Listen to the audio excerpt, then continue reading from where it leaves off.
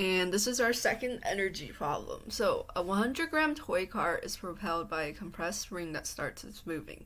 The car follows a curved track in figure 7.36, which is right here.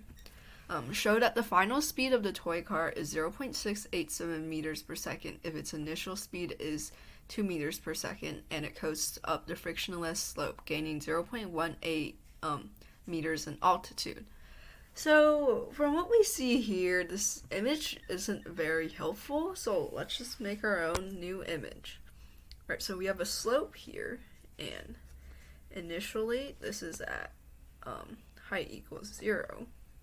It has initial velocity of 2.00 meters per second, and then when it gets to like the top, I'll just do that. It is at height 0.180 meters. Actually, I'll write that like over here so we don't get into our workspace.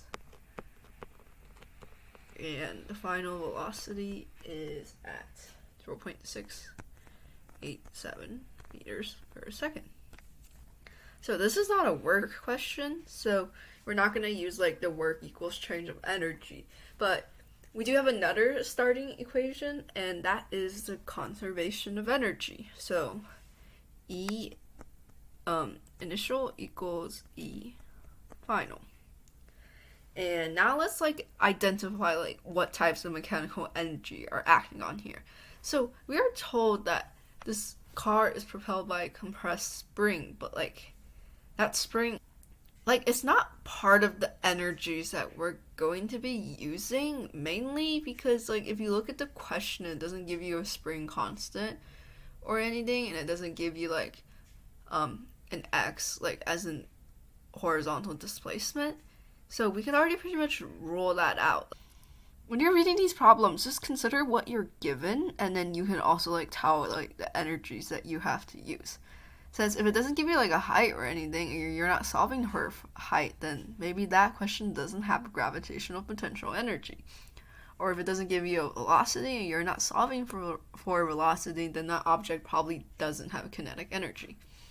And in this case, it doesn't give us like a spring constant or like an x, so we can just safely assume that like elastic potential energy is not like part of the problem. There are two energies that are part of the problem, right? So we have kinetic energy and we also have gravitational potential energy.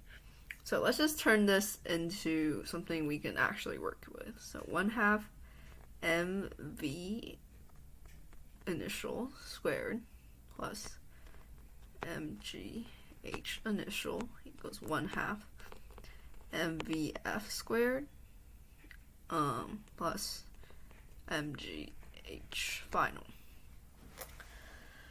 So let's see if there's anything we can eliminate immediately. Well, we've arbitrarily stated that this is height 0, so at the beginning, and like initially, this car does not have any gravitational potential energy, so we can automatically assume that's 0.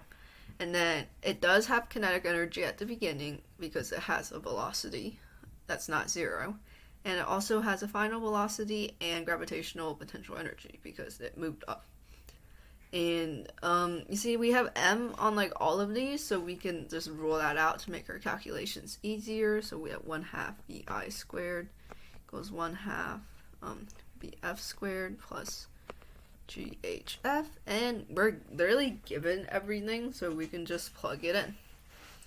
So 1/2 2 squared equals 1/2 0.687 squared plus 9.8 times 0.180. And if you calculate all of that out, and we get like 2 equals basically 2. Like it's like it ended up as like 1.99999 on a calculator, but like we're just rounding it up, and there we go. You've proved that this part of the question is true.